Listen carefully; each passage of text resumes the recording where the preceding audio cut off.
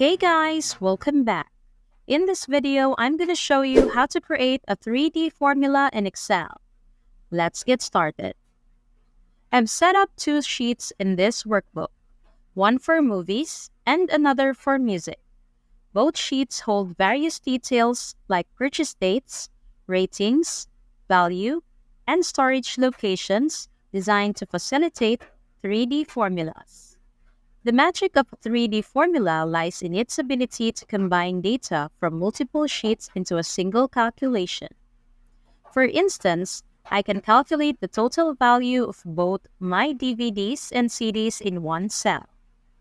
To do this, click on the cell where you want the formula result to appear.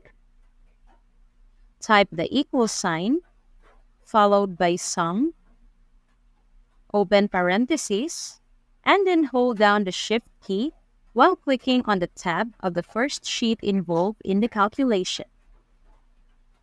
Excel will automatically add a sheet name and an exclamation mark after your formula.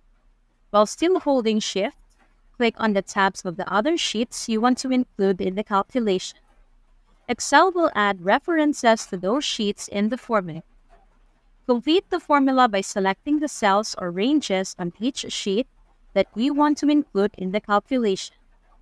Once you have selected all necessary cells and sheets, close the parentheses of the formula and press Enter.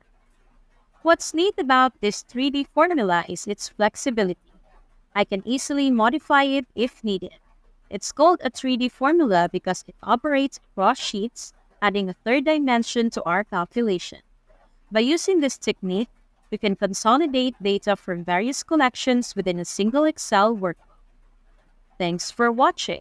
And if you found this video useful, don't forget to give it a thumbs up and hit the subscribe button for more content like this.